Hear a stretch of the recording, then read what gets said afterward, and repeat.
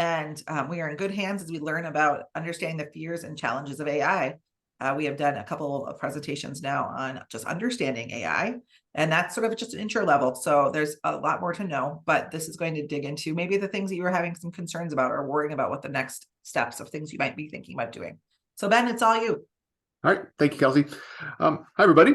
My name is Ben Sondgeroth. I'm happy to be here with you this afternoon now, officially afternoon, as we're 1 minute after, or if you're watching the recording, thanks for spending an hour of your time with me. Happy to present this session on understanding the fears and challenges of AI. If you are, Kelsey, the other recording is available, right, for them to go back and watch if they want to. Great. So there's a previous recording where we go into really the nuts and bolts of AI, if you would like to check that out. We're going to do a brief background here as well, but just very brief because we have a lot to talk about with the fears and challenges. So thank you very much for being here. So as I said, my name is Ben Sondgeroth. I'm a regional education technology coordinator here in the state of Illinois. So I am a bit south of you all in Minnesota. All my contact information is on there if you feel the need to follow me on any of my social channels, and then reach out if you have any follow-up questions or anything like that here. But I am a technology enthusiast. I've dedicated my work to this, and over the last year now, since ChatGPT has been out, because it'll be a year next month, I've been fascinated with AI and all that it can do. And so when we did our first session, there was a lot of questions coming out about some of this stuff, about the fears, challenges, concerns that's coming out of AI. So our ambitious agenda for our hour that we have together today is to go into a brief background of what is AI, so we have a baseline knowledge of where I'm coming from. I think that's important. So that way, if you didn't watch the first session, you're able to kind of understand a little bit of the concepts. And then we're going to go into the limitations and challenges of AI, some fears around artificial intelligence and AI, and then some mitigation. So the mitigation will be kind of, weaved in and out, but we'll kind of follow up with just a little bit of that at the end as well. So if you have at any point, any questions, comments, concerns, put them in the chat. I have it up here on my screen, so I'm able to kind of go through and answer those. I would actually ask if you have any of those questions right off the bat about AI, about those fears, about those limitations, if you could put them in there right now, and then we'll address them in time as they come up. But that would be extremely helpful if you could do that. So without further ado, let's go ahead and get going. So we're going to start with this: what is AI? And I guess I have that. What questions you have already? I jumped the gun a little bit. So what is AI? So here is a new analogy. I don't believe I had this analogy when I did the first session, and this is one that I picked up in doing some research, watching some videos as I continue to learn about AI, because this is such an ever-growing, ever-evolving topic that I feel like I'm never, you're just constantly learning and mining all of this information, much like an AI system does. But this is my best analogy that I've come up with so far, or I've heard so far. So I did not come up with this. Chris Dede, who is a Harvard Graduate School of Education fellow, so very smart because he works at Harvard. He was giving a talk, and I was listening to it it was a YouTube stream for a conference, and he equated AI to a parrot. And I think this is a really good baseline to kind of set like the rest of our day together here, or our hour together here. AI is like a parrot. In that when you walk into a room and a parrot talks, like you hear it, you listen to it, it says something, but you as a human know that parrot is not an intelligent being. Like it's not saying something that it knows, right? So like it doesn't understand language. It can't talk back and forth to you, but it can sound like a human. And so then you're like, if you took an alien, so somebody that's never been to Earth, they walk into a room, they hear you talking, then they hear a parrot talking without any background knowledge, they may be like, that thing is just as intelligent as that thing. And that's not the case, because the parrot doesn't know what it's saying, but the human knows what it's saying most of the time. And the parrot, though, here's the analogy, like picks up words, learns, sounds like a human, but doesn't have the background knowledge, just like a chatbot does, just like artificial intelligence does. And so when we think about this, we think about something that has been built, that has been processed to sound like a human. So when we look at our kind of what is AI in our kind of, just quick, couple minutes here, What we're looking at today is this part, generative AI in what's called a natural language processing. That's going to be kind of our main focal point. However, we're going to get into some multimedia stuff. I see that we have a question in the chat about the ethical, content around copyright and all that misinformation. That is all not all multimedia, but a lot of it can be multimedia. So we're going to address those things. Refinable content, but what we're looking at here is this generative natural language processing. So AI as a chatbot. So if I go to Bard, so Bard is one of the tools that we're going to talk about here today. I can have a conversation with Bard. So I can ask it, how is the weather in Minnesota today? And that's not a very good prompt because I didn't tell it what part of Minnesota, but apparently wherever it decided that it is, it's a high of 38 degrees Fahrenheit and a low of, you can see it's like, and then I can ask it a question, types of warm clothes should I wear?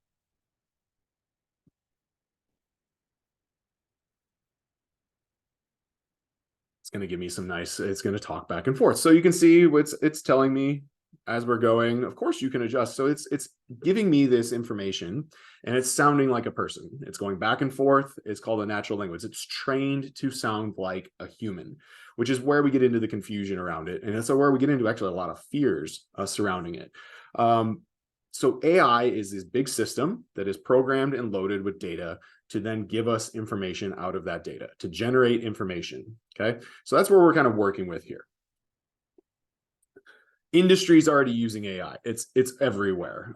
Industries have been using AI for a long time. It has just grown more rapidly. So Kelsey and I were talking before about like chatbots on websites and how those for previously were not very good because they're very limited. They were very limited in their capabilities. Now, as those chatbots get access to tools like ChatGPT, because ChatGPT as a tool has an API function that allows companies to plug into the system and then use that, if they pay the money for it, in order to make their chatbots better, to help their employees, to help their customers, that chatbot becomes more user-friendly because it can actually answer your questions versus the ones of old that are just like, restart your device, and that's all you get. But you can see here, I just want to kind of set the ground stage for some of these industries because it does then foster into some of our fears and concerns, okay? Healthcare. Healthcare is helping doctors diagnose diseases, treatment plans, because it has been programmed with all of that information and therefore produces those plans more quickly and efficiently.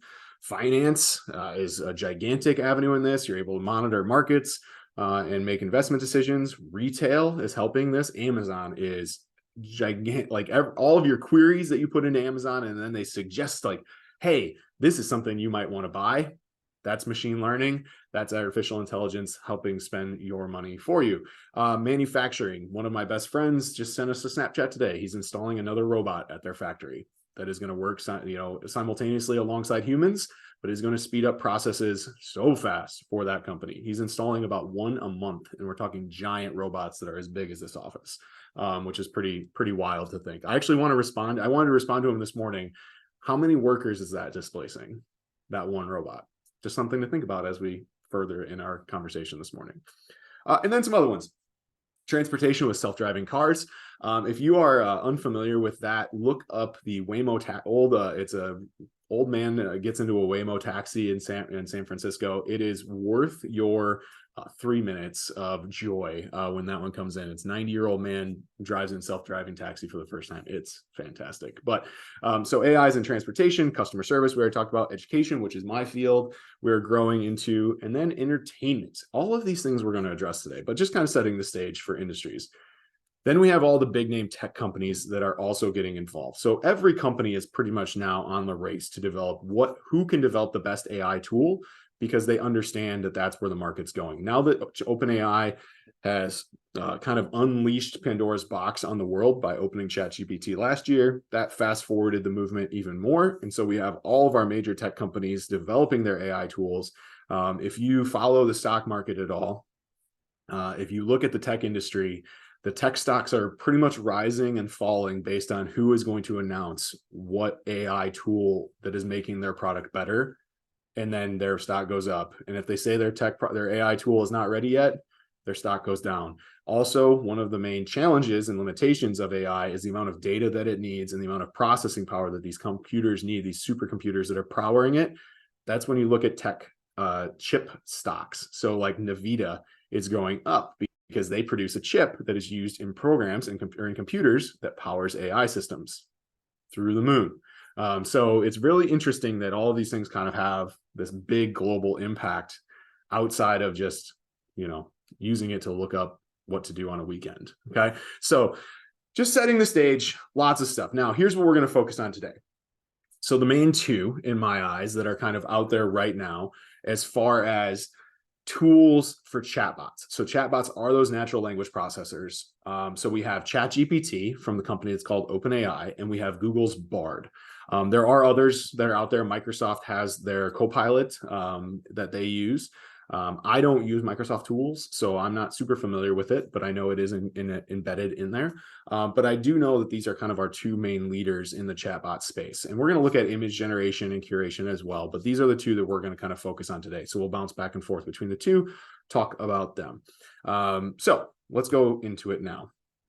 Here are our limitations. Okay. So I want to set this first because I feel like I want to make sure we understand the limitations of AI tools, because they are really, really powerful, but they are not without fault. Like they are far from perfect right now. And that's important for us to understand. So then when we dive into these tools, we don't expect them to be right 100% of the time. I think that's the trap that people fall into, is that I'm going to use this tool. I'm going to then just let it do my work for me, and it's going to be fine. And that's just not what they're designed to do and crafted to do. It's also what's going to help us, our human race, from letting the machines take over, is that they're not perfect. And we have to understand that imperfection and understand kind of what those consequences could be and understand what those limitations are. So let's dive into some of this. There are two things here. So we're going to look at, like, the biggest overarching thing here is these technology tools, these AI tools, have domain specific knowledge and content specific knowledge limitations. So if we put this on a grand scale, how these programs work is that they are pre-programmed and pre-uploaded with information by the company that founded them and used them, or that created them. So OpenAI is the company that created ChatGPT. They are the ones that are tasked with uploading all of the information into that system and then creating the system to then take that information and create thoughts out of that system, or create responses out of that system, not thoughts. Responses. I equate this to, I read a book, I put that information in my brain, and then when somebody asks me a question about that book, I am then able to answer that question because I input that information into my brain. A natural language processor, or an AI system, works a lot like the human brain.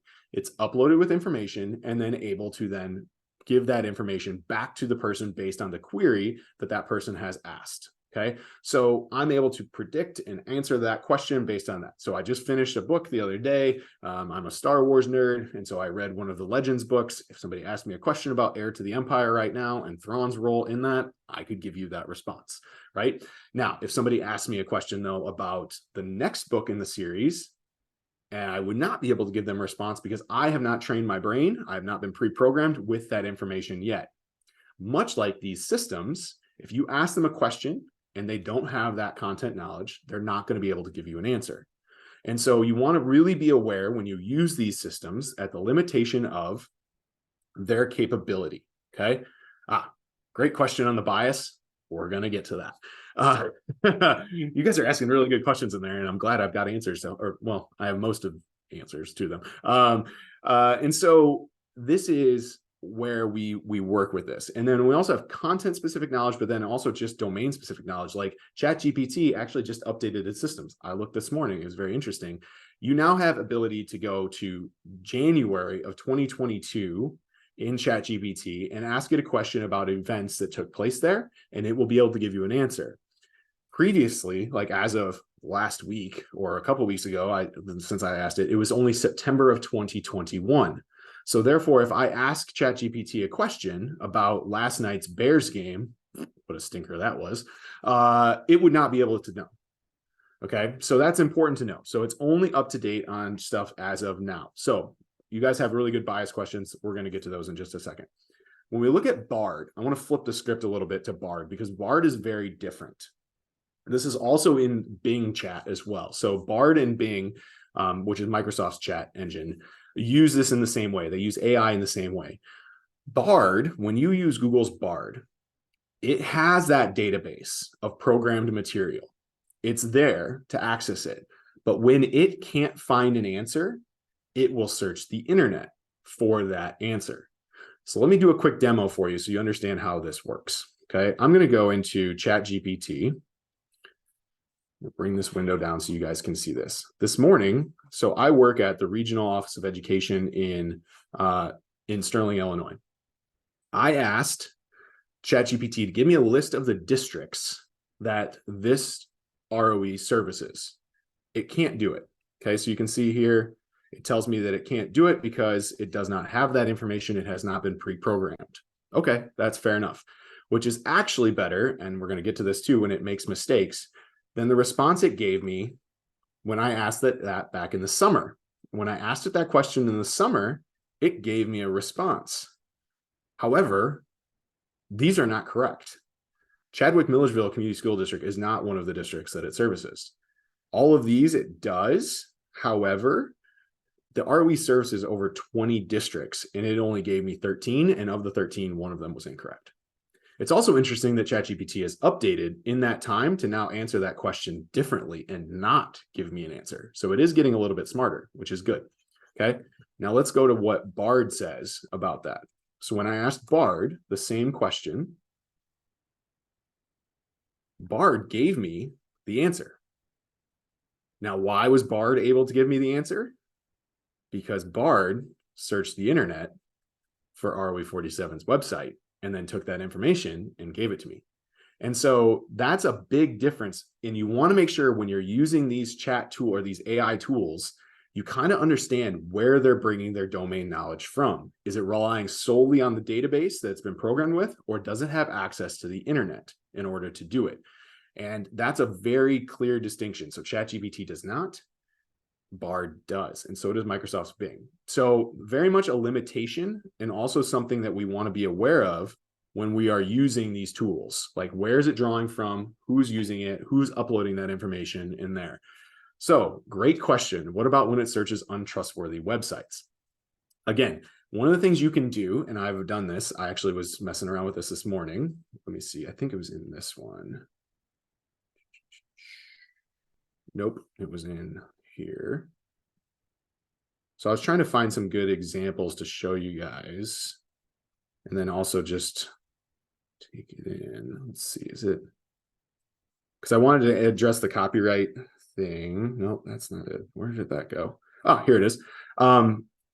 So I knew there were some different court cases and things out there, and I wanted to ask for some suggestions from it. So I asked it about the Writers Guild, strike, because that was a big sticking point. Again, we're kind of skipping ahead here, but I think it's relevant based on untrustworthy websites. You want to know, like, where did it get this information? Because it gave me a nice, detailed explanation about the Writers Guild strike and the concessions that were made by the studios about not using AI in writing and things like that. And so I asked it, where can you suggest an article that I can read on this topic? And it gave me some articles. And then I said, that's great. Give me the links. I want you guys, those of you that are kind of able to look at this, you can put it in the chat. But if you look, what sticks out as, get out of there, potentially incorrect here? You guys notice anything when you look at those responses that Bard gave me?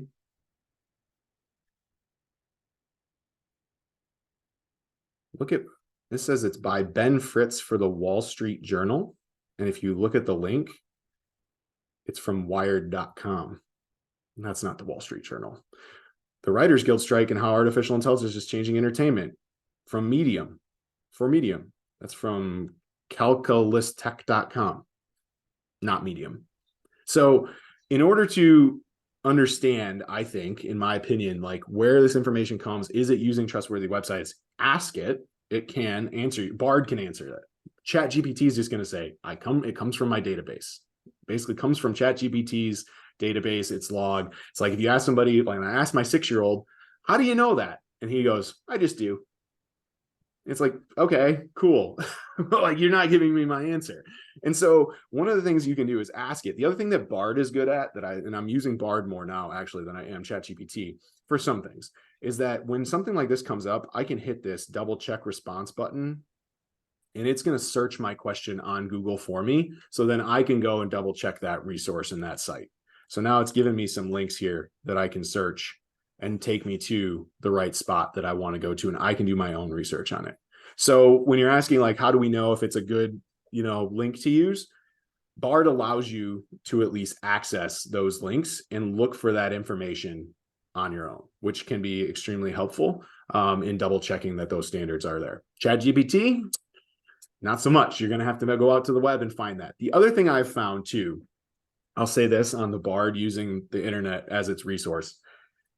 It's kind of like, so I taught high school, and it's very similar to asking a high school kid to do research. It goes to the first link and pretty much summarizes it for you. So it's not going down the search page looking for in-depth coverage. Like, it's going to the first link that it thinks is good. And so oftentimes if you search that answer, it's going to be a regurgitation of whatever the first article or two that come up on that is. You'd like to hope that those are going to be good quality articles, but also understand that they also paid the most money probably to show up in SEO and get to the top of the Google search for a reason. I knew that because I was actually researching different putter types. I'm a big golfer, and I was looking for different putter shafts and like trying to like see, compare, like, what's the difference with this and this and this. And so I did some research, and I was like, I'm going to ask Bard. And I just read like 3 or 4 articles on the first page of the Google search. And then I was reading Bard's response, and I was like, this seems awful familiar. And it was essentially like just a regurgitation of one of the articles that I had read already. So when you think about this and you want to look at, we're talking about the limitations here, a Bard is essentially a very smart Google search tool. Like, it's very much your search assistant. And so that is one thing that you want to be aware of in its limitations and its challenges when we're using this content there. So good questions there. I'm going to go back and I'm going to quote Chris Dede again here, because I think it's important for us when we talk about these limitations with these chatbots and with AI in general, versus using human intelligence to solve problems. So when do we go to the chatbot to help us, and when do we go to an actual person to help us? And he gave and this is just stuck out with me from the moment I watched this video, was he described it as AI is really good at reckoning. Humans are better at judgment, and AI is not good at judgment. AI doesn't have judgment capabilities yet. It could in the future, but as of right now, it does not. So AI has the ability to reckon. And what do I mean by that? AI takes its database, all of its knowledge, and and we're going to use an example of somebody that has cancer. Okay, so we're going a little dark here, but this whole presentation is actually kind of dark just in general. So thanks, Kelsey, for promoting this, and like, it's getting a little dark today, but whatever, it's winter. We're all going to be there anyways. So we might as well. Halloween, right? Yeah, exactly. Halloween. Yeah, good call. Yeah, we'll spin it that way.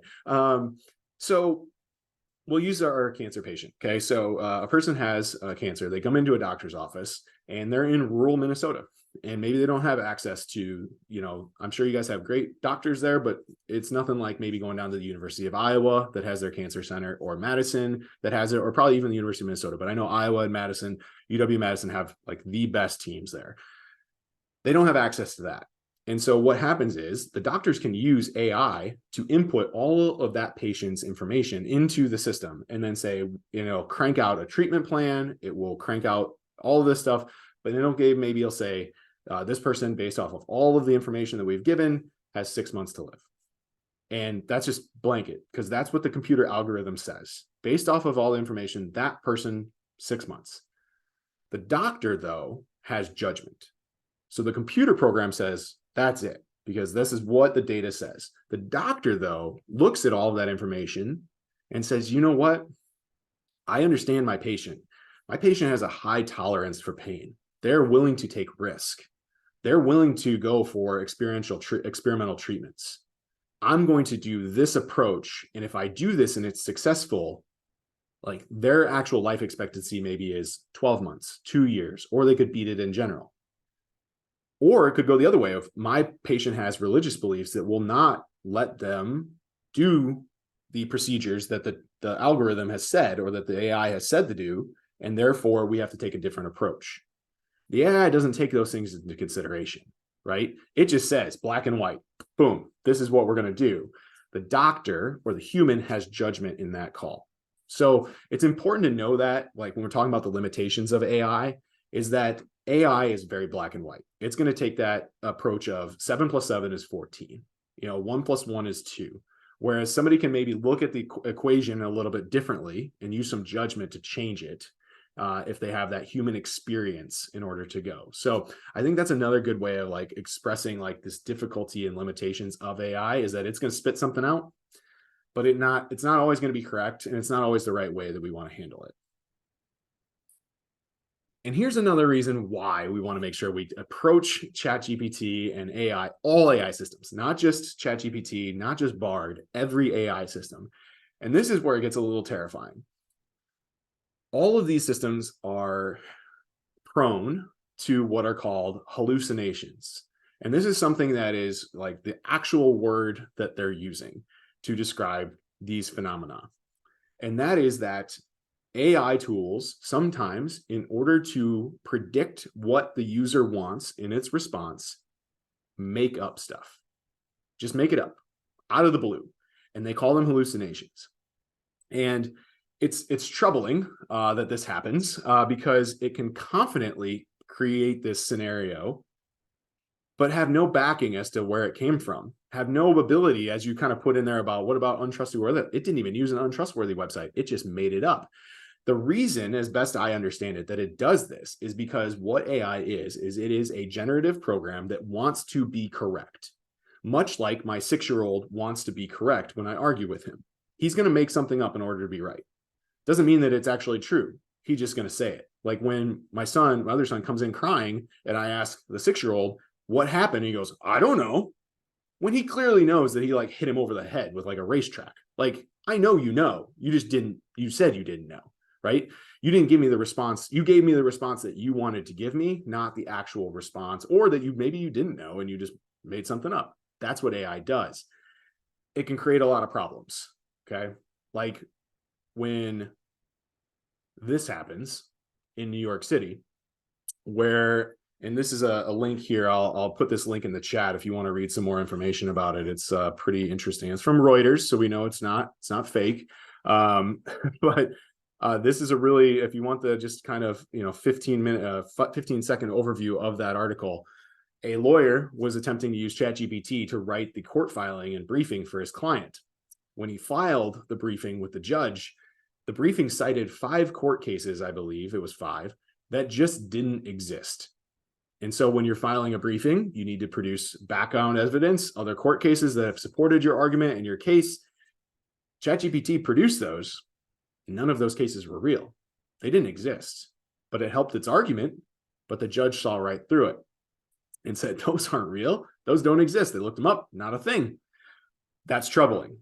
And so we want to make sure that when we're creating content, we're looking at this that we're not using hallucinations, or we're not using information that is pulled from other bits of information into that to make it sound better. Another example, one of my colleagues had it write a quick blog post about a makerspace that had a 3D printer in it at his local high school, the one that his daughter goes to. ChatGPT created a 500-word article on the makerspace. In the article, it referenced that the students had used 3D printing to develop a prosthetic hand for one of the other students that was at that high school. It didn't happen. That is something that other high schools have done and used 3D printers for. It did not happen at that high school, though. But ChatGPT said, looking at it, saying like, hey, if I include this piece of information, it's going to really sound good.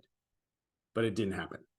So anytime you have content that's created with these chatbots, you have to make sure those limitations are taken into account and those considerations, which goes into some of our fears, right, too. Like if we go into this of like our fears that we have is that this stuff can create things that are just not correct and spread misinformation.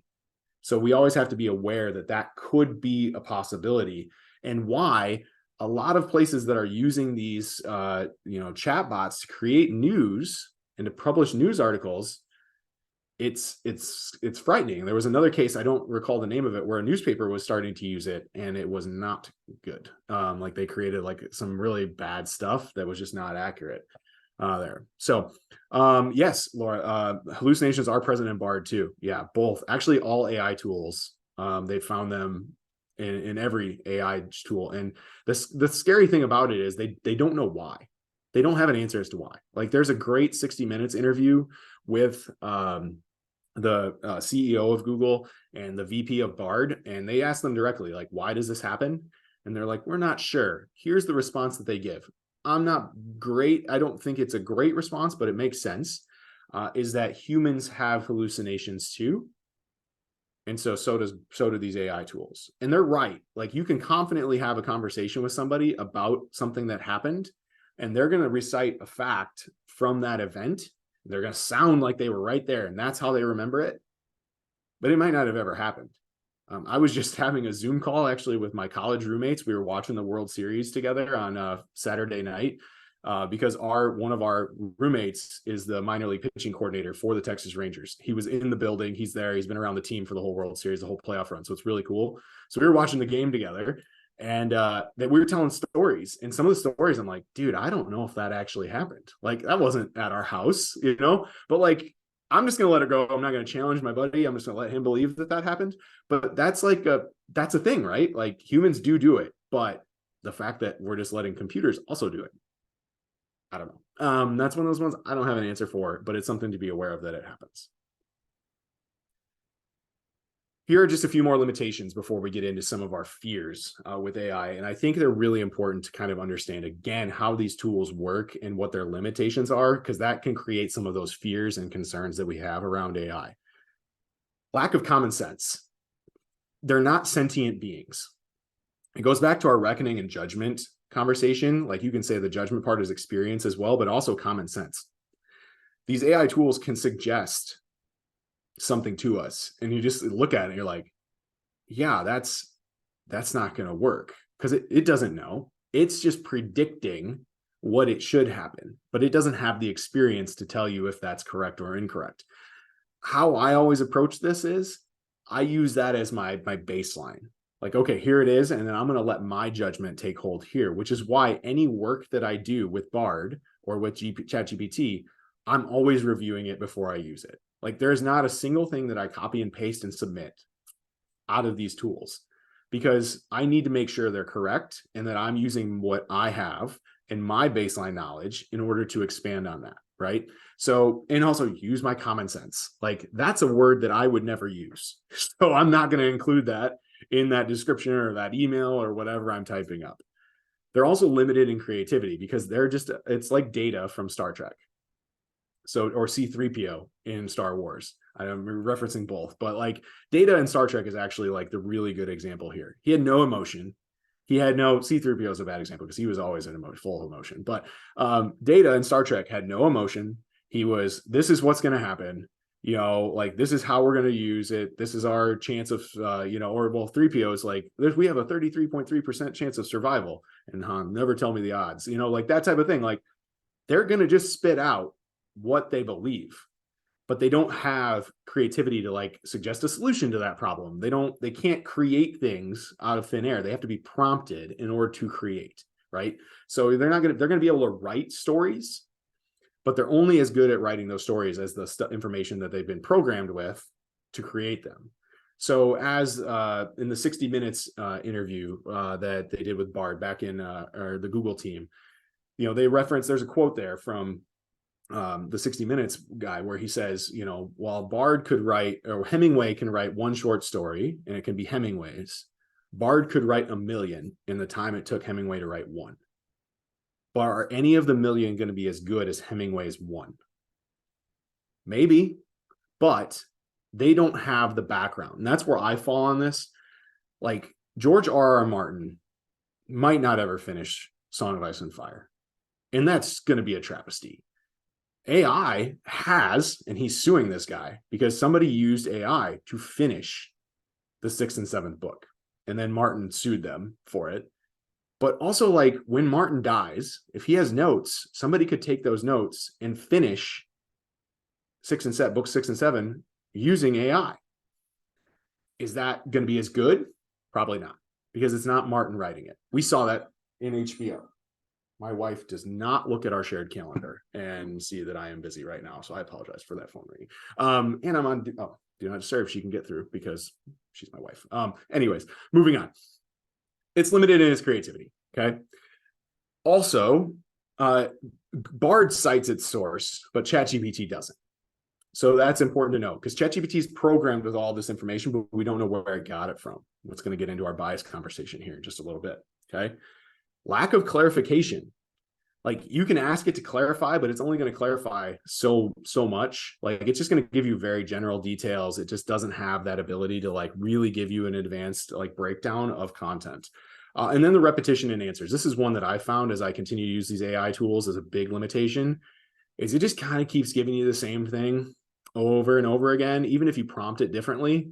Like, it's just kind of just rolling along, and it's like, and you know, what we're finding in my field is, like, when I'm having it write descriptions for sessions, it's using a lot of the same verbiage over and over and over again. And I'm like, okay, I can't use the words like, you know, I don't know. I can't even think of any of them now, but like, it's using these same words. And I keep saying, I'm like, stop using empower. Like, I don't want to empower anybody anymore. I've empowered enough. Like, quit putting empower in the dang description. Like, you know, and so I actually told it that the other day. I could find the chat. I was like getting very frustrated because it kept using the same, it kept using the word demystifying. And I'm like, I don't use the word demystify. Stop saying demystify. And I actually told that, stop using the word demystify. And then just like remove that one word out of the description. I'm like, I could do that. That's not what I want.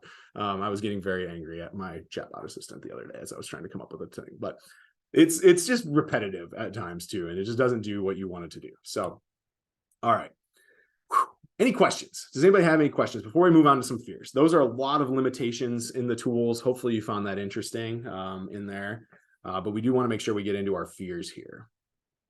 There are some questions that were in the chat, but that I think you'll probably be covering. So if you want to those ones in the chat we're going to get to. So yeah, any other specific limitations, questions?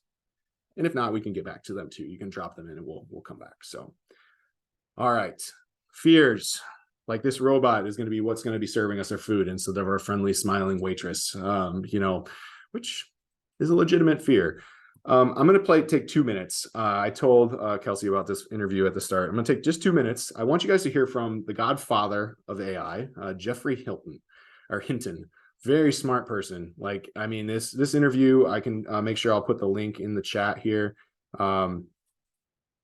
Take this. This is Mongolia, and we are not them. Thank you, Mongolians. I'm going to take the link to the video here. So if you guys are curious to watch, it's only 13 minutes long.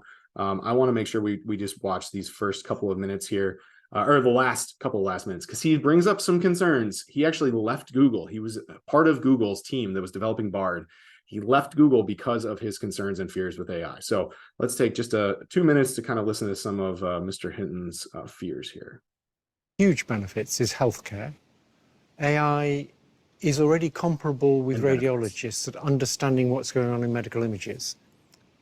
It's going to be very good at designing drugs. It already is designing drugs. So that's an area where it's almost entirely going to do good. I like that area. The risks are what? Well, the risks are having a whole class of people who are unemployed and not valued much because what they used to do is now done by machines. Other immediate risks he worries about include fake news, unintended bias in employment and policing, and autonomous battlefield robots. What is a path forward that ensures safety? I don't know. I can't see a path that guarantees safety. That we're entering a period of great uncertainty where we're dealing with things we've never dealt with before. And normally the first time you deal with something totally novel, you get it wrong. And we can't afford to get it wrong with these things. So that's super cheerful and positive to kind of kick off our fears section. Again, Halloween, happy Halloween. It is scary though. And some of the stuff that he's talking about here, you know, we do have this, you know, threat of job displacement, which is a big time threat. And that is one where the World Economic Forum estimates that 85 million jobs could be displaced. Goldman Sachs says up to 300 million full-time jobs, which that's like the entire population of the United States. But that's obviously globally, done. And that's terrifying. Now, a lot of these are going to be reframed. I think what the lens of mitigating this fear is that these jobs will work hand in hand with AI, or there's going to be people that have to then become experts in AI. The problem is when we look at these types of jobs that are displaced are often low-level paying jobs, people maybe without a lot of education, or they have a lot of education and specialties in those. Like you think about a customer service rep that's been with a company for a very long time, has an immense knowledge of the product and the tool, but then a chatbot is able to just have all that information readily available right there to help us, a solution. Like how many call centers have been disbanded because you do have that chatbot that can answer basic questions on a website now. So there's a lot of these things that are very concerning when we talk about these fears, but then also who's regulating them, right? Like who's designing, like we look at the transportation and logistical workers, like it's already happening where a computer can tell you the fastest route for a school bus to go through and pick up kids, or a UPS driver to make their fastest deliveries. Or those UPS drivers can be replaced by drones that are going to be dropping packages off and flying autonomously from warehouses. It's already happening. So you have like this kind of immense potential of jobs being displaced out of AI and those concerns. And then you have, though, job creation opportunities. But if you look at this list, machine learning engineer, data scientist, AI research scientist, AI trainer and operator, AI content creator. Great. These lists don't match up. Like the skill sets between this group of people here and this group of people here is very different. And so it's a concern that we have to then address in education, helping people understand what AI is, evolving other skills that hopefully computers cannot, take away. It's something that, again, if Jeffrey Hinton doesn't have the answer, I don't necessarily have the answer either, but it's something we have to at least be aware of, that these things are happening. But also there's a lot of really cool jobs that are going to be created out of this. And so it is something that it is difficult to kind of wrap our brains around, but something that's very important. And the ways we can mitigate that is like what the writers did in Hollywood, is they wrote it into their contract that studios can't use AI in order to generate scripts. And if they want to use AI, they have to get approval first in order to do it. Now, that means that those studios then have to stick to their word. Are they going to do it? Remains to be seen. But at least they've written that into protection, right? So something that we have to consider. Now, we had a question about copyright and content creation in the arts. It's murky. Like I'm gonna talk about what I know. One of the things that I'm just gonna kind of leave up there is that these are questions that are being raised, that are going to continue to be raised, and ultimately they're going to fall in to the line of what can the government and what can our courts do to protect artists, because it is a very murky topic. And so while I might not have the answers, I at least hopefully will have a little bit of light that you can look into and you can research on your own, because like there are out there questions of, is it fair to train AI using copyrighted works? I can go into ChatGPT, create a new chat, say,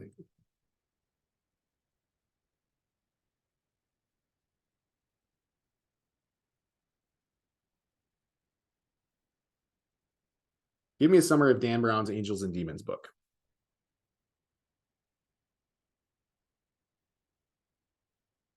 I'm not sure Dan Brown's pretty pumped that I can just get a summary of his book without any, I'm not guessing he's not getting a residual out of this, right? So this is definitely something where the AI has been trained on this book, on this work, to be able to produce this, because it's not scanning the internet. But is Dan Brown getting a cut of that? He's not. And that's tough. That is very, very, very much like an issue that is coming up. The other concept that comes out of this is who owns AI generated products. If I use all the images in this webinar that I'm doing today, I've been generated by Adobe Firefly. So I have been using text to image generation tools to create the images in here. It's very much like, does Adobe own that image then? Because their tool created it. Or do I own the image? Because it was my idea to say a robot parrot on a human. Like, that was my idea. But does Adobe own it because their tool created the image? It's all in the terms of service. You have to read those terms of service in order to know who owns that image. And there are safeguards being put into place. But if you go to a tool like Midjourney, which is essentially a Discord server where people are putting in these AI requests and then being created, you have to dig deep to find those TOSs, to find those terms, to figure out who owns that content. Is it mine or is it somebody else? It's very much a question mark. Here's an article here. And again, I shared this with, I shared the link with Kelsey, and Kelsey, you can share the link with the slides with everybody so you can have some of these. I'm perfectly cool with that. This was from last winter where an artist submitted an AI generated photo and then won a photo competition because the judges did not spot that it was AI generated. And then he refused the prize as a statement of like, this is not cool that you guys didn't see that this was AI generated. So there's that. But then there's also cool things though too. Like, I don't want to be all like fear, doom, and gloom. They create, and I made the joke about Martin finishing Song of Ice and Fire in Game of Thrones, but AI finished Beethoven's Last Symphony.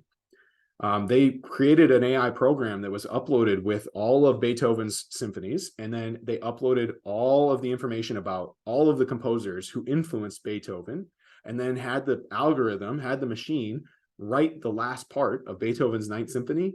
It did, and then a symphony orchestra actually performed it. That's kind of cool, like, right? Because like that never happened. That's an unfinished work of one of the greatest composers of all time. And now here we're able to see it in action. Is it as good as what Beethoven would have finished?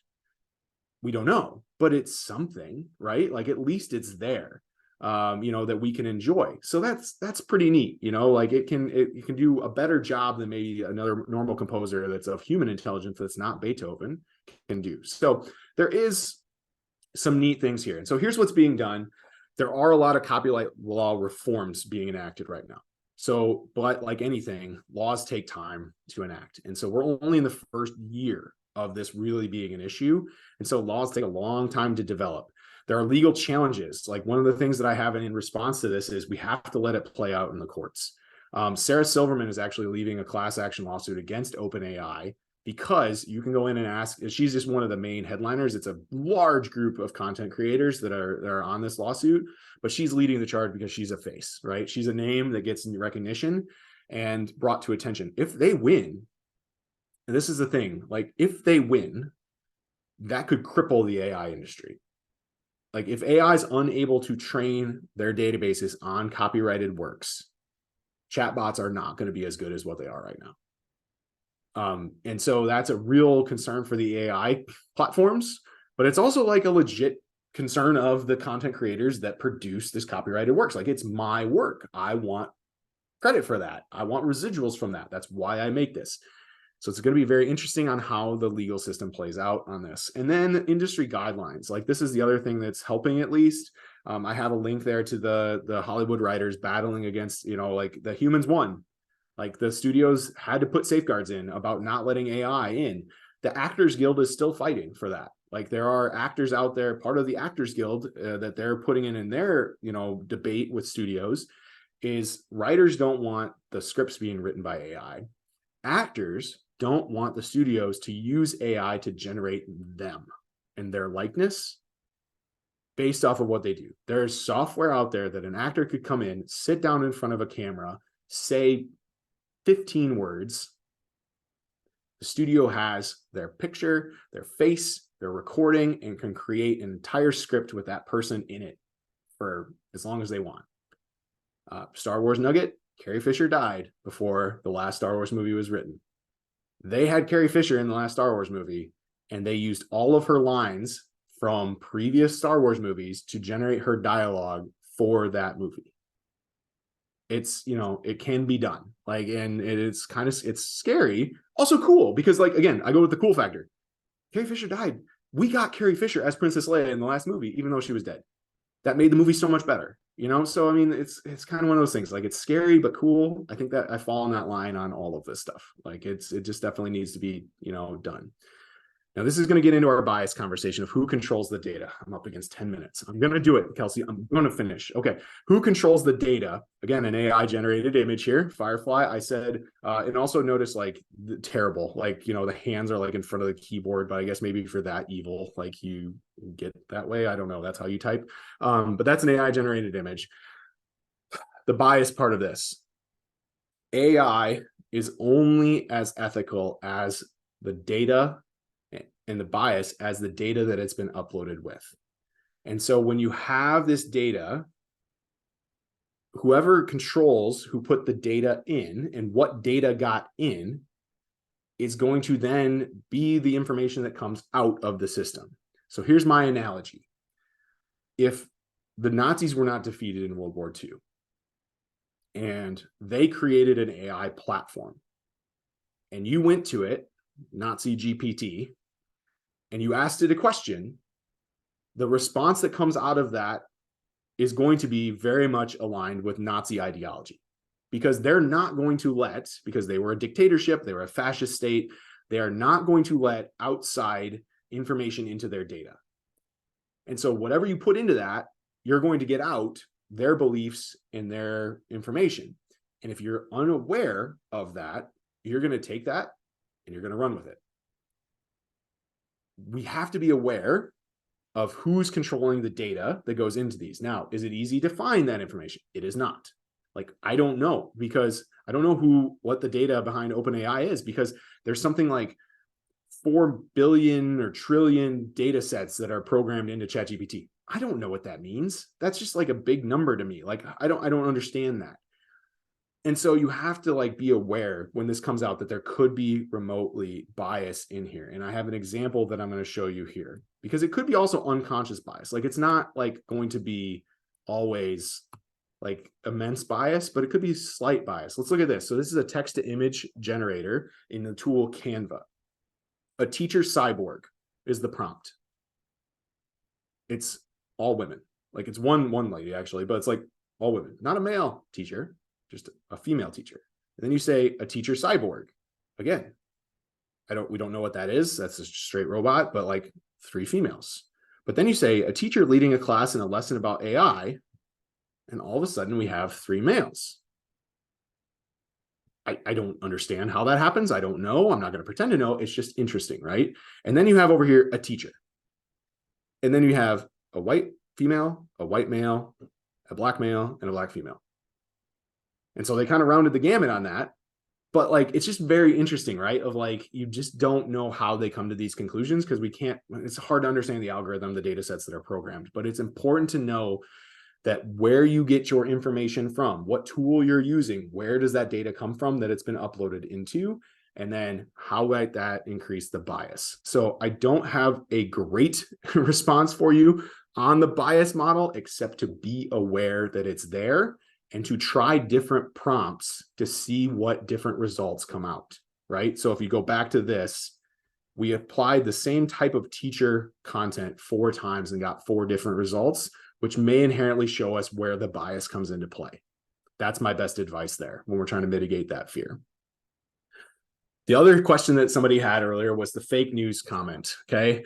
I put in here the Balenciaga Pope, okay? Because we had this image go viral on X earlier this year. It might have still been called Twitter at that time. I don't know. But this is a image of the Pope wearing a Balenciaga jacket, like, because he's just the most fashionable Pope of all time. Now, while this Pope is a cool Pope, he's not rocking Balenciaga. He is a guy that came from nothing in Peru. He's not rocking Balenciaga. Pope Benedict might have rocked Balenciaga because he loved the finer things in life, but Pope Francis, not so much. This was completely AI generated. This didn't happen.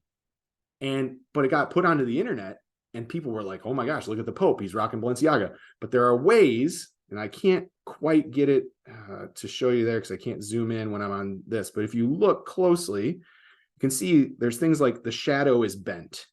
He has like bent fingers here. His glasses are a little skewed if you really zoom in on them. And so there are ways that you can look. The cross is also, if you zoom in on it, you'll have to take me for my word on it because I can't zoom in on here. It's bent. It's got a wave to it.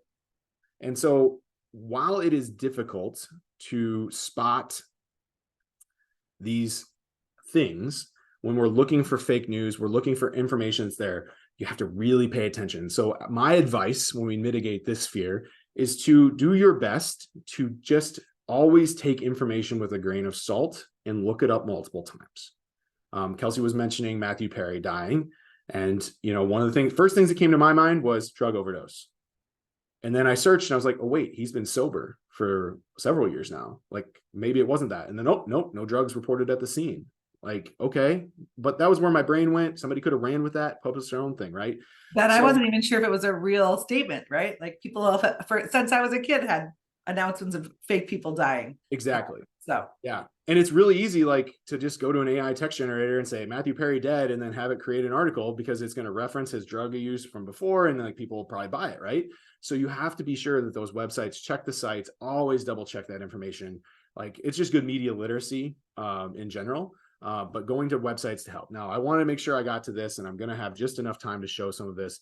I want to show you these real things, or these things that appear real but aren't. Okay, so podcast.ai is a great tool to show none of these podcasts actually happened, but it shows how closely they can be. So here's Oprah talking about her stress management techniques. This affects all of us in one way or another, and it can often be difficult to manage. But the good news is that there are ways to handle stress that can make it easier. That's completely AI. That's not Oprah. Here's Joe Rogan interviewing Steve Jobs. This podcast. Brilliant and sometimes totally insufferable. But my guest today has made some of the great technological products of. Joe Rogan never interviewed Steve Jobs, but it sounds like he did. So these deepfake technologies are out there. They can also be really fun. So if you're a Swiftie, I may or may not be. This is I'll just play. You intercepted it. Now you're gonna have to accept it. Did I meet your mom too soon? Or did I do what I always do? Yeah, we made it to the 50, and then you kissed me. We made it to the 40, a new love story. You have to listen to the whole thing. It's amazing. It's from an Instagram account called There I Ruined It. And he uses AI to generate other artists singing other songs, or in this case, an original song that was written by somebody else, but put Taylor Swift's voice on it. It's incredible. Like, it sounds just like T Swift, but it's not her. And then the last one here, we won't watch it, but just in the interest of time. But if you look at this, that's a Tom Cruise deepfake. That's another person that they've deepfaked Tom Cruise's face on, performing and doing different silly things. Again, scary, but that deepfake allowed young Mark Hamill, or Mark Hamill of old, to become young Luke Skywalker in The Mandalorian. Super cool that we got to see Luke Skywalker in 2022 when it came out. But also can be really scary when you can just deepfake somebody saying anything, right?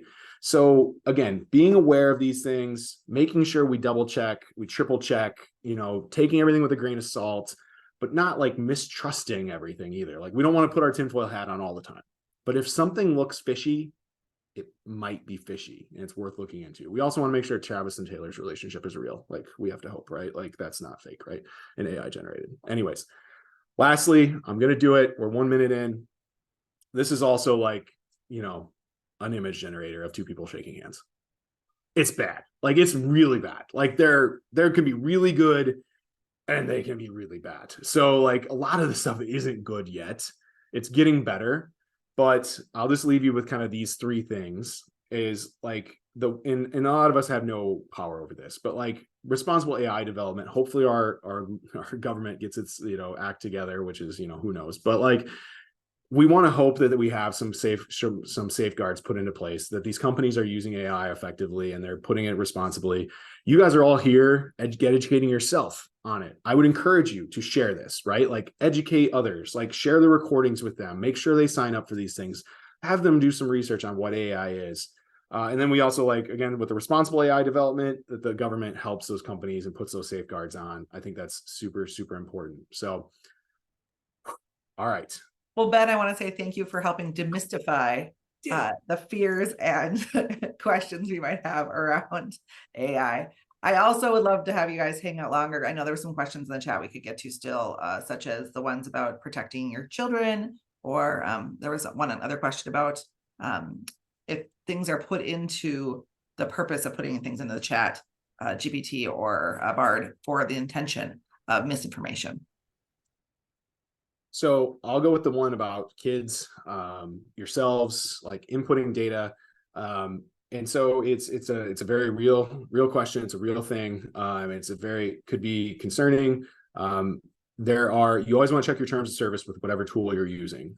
So even Kelsey, this goes a little bit beyond because I'm remembering something right now. So one of the things that you want to make sure is, like, Zoom came out. We're all on Zoom right now. They actually came out about 3 months ago and said, we're going to start using any recording that's uploaded to our database to train our AI systems. And boy, oh boy, did that catch some fire from the Zoom user community, and they retracted that. And so it's not going to use that. But if that would have gone through, if that would have been just a box that you check when you join a Zoom call and you didn't know, my voice, your voice, our text, my face could be helping train an AI system that otherwise I had no right to do. So it always comes back to, like, making sure you check the terms of service, that you don't just willy-nilly click through it. Now, I'm as bad at that as anybody. I will fully admit that. But it is important to make sure we do, make sure we know when we do this. Like, somebody was floating around the other day that, X is now going to take all of our tweets and use it to train its AI tool that it's developing, which very much could happen, but if you want to keep using Twitter, sometimes your data is the cache way to use services, and it's troubling. There are safeguards in place. I did look up before this, based on Kelsey's prompt, to make sure about AI data laws. So there are some in Minnesota that your government has put into place to help safeguard you from these tools and these services. So there is one for students. According to this, again, I'm going on Bard, so I have not. Kelsey gave me this prompt like 5 minutes before the workshop, so I'm hoping that it's true. But we have it in Illinois too, so I'm guessing that it is, because a lot of states are signing on for this. It's called the Student Data Privacy Act. So we're talking about kids and their data. Companies that harvest student data have to now enter an agreement with the school districts in order to tell them where that data goes. And so you as a parent are actually always privy to that information. You can request it from the district, and they have to get it from the technology tool, and says, like, this is where your data is going, or where your student data is going. So your students, this is what and they also have to, in the agreement, show where that data is going. And that should be publicly accessible. It is in Illinois, at least. We call it our SOPA law, our Student Online Privacy Protection Act.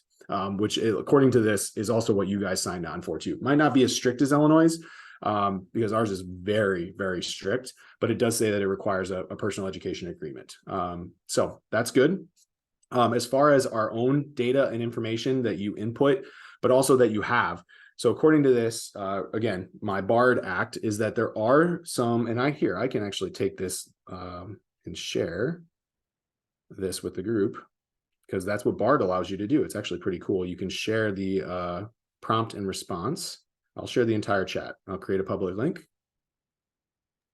And as you're doing that, I just mention, one of the questions I asked is, after one of the last sessions, I had a parent say, should I stop posting any pictures of my child on Facebook or Instagram? Maybe I was doing it very limitedly before, just for security purposes. Or should I stop leaving a voicemail on my voicemail? Or when I answer the phone, should I only say, like, hi, not add anything more, to just give less data out there? And I think it's a complicated one to answer, but it's super complicated. I think it's like, something too that I struggle with. I don't know. It's like, I'm worried about the technology tools using my kids' likeness to do anything. But I struggle with, like, I am responsible now for all of those pictures being out on the internet, potentially forever, of my sons. And if I post something that's really funny and I think it's funny now, and that could be harvested 30 years later when my son's an adult, did I do that to my kid? I did. That was me. That wasn't the tech company's fault. That's my fault. So I think it's risk. It's your, whatever your desire to take on risk is as a parent, and understand that how the internet works is that it's always going to be there forever. So, mitigating that risk is up to you as an adult and as a parent to read those terms. Illinois, again, I can't speak to Minnesota, but Illinois signed a bioscanning law and act that there was a class action lawsuit that going against Google, Facebook, Snapchat, Instagram, about them using the ability to scan your picture and just know who that is. I post a picture with my wife, it automatically pops up and says, Rose Sondgeroth is tagged in this post. It can't do that anymore because Illinois goes against Illinois law for them to be able to scan and take a recollection picture of your face and know who it is.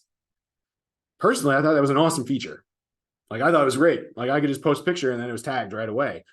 But they also knew who I was. So you have to understand your relationship with those companies is all about the data that you give them. The more data you give them, the more they could create with it potentially, if it's in their terms of service. If they find out that they're violating those terms, they're creating that stuff without your consent, you could sue them and you can make a lot of money. So I'm not going to stop sharing stuff. I'm putting my voice out on the internet a lot. It is what it is, I guess. I'm just going to kind of take it and see how it goes and see how the legal system plays out. So there's that. Okay, I see also the other question in here about just the last one. If I tell Bard to write a blog post on eco-friendly living, but I need to go through and check the text to make sure I didn't pull chunks of text from results on page 1 of Google. That's a really good question. So Bard is going to be different than ChatGPT in that account, right? So ChatGPT is going to create a post on eco-friendly living, and it's going to pretty much be not original thought, but it's not going to really copy and paste anything. What you would have to be aware of is when you ask it that, I would say, did you use any sources in constructing this response? And if it did, it'll give you those, or it's supposed to, right? And then you want to make sure that you're not letting it, it usually it paraphrases stuff. It doesn't lift it completely, but it is paraphrasing or reimagining different text that comes from those posts. So it's not copying and pasting directly, but it's depending on the niche of the topic, it could be very specific and close to that. So I would definitely be very aware that could be happening, and ask it to cite its sources, because that's what Bard's actually good at. Bard will actually tell you where it got its information from if it mined the internet. If it didn't do that and it just used its database, it won't give you that information because it doesn't have it, right? Because it's been pre-uploaded. But if it did, it should give you at least the links to those. So then you could be careful and you could double check that. But I would always double check it for sure. Good question. Well, I want to wrap it up unless you have a last minute question you want to toss in the chat. I want to thank you, Ben. I know that these questions will continue for us and that we will continue probably evolving what our questions are, as well as what the knowledge we have on this topic is. So I'm sure we'll bring you back. We also have next sessions that Ben will be coming back on other topics, as well as one that is based on AI for educators. So look for more on our website and look for more Ben in the future. Thank you everybody for attending today. Thanks, everybody.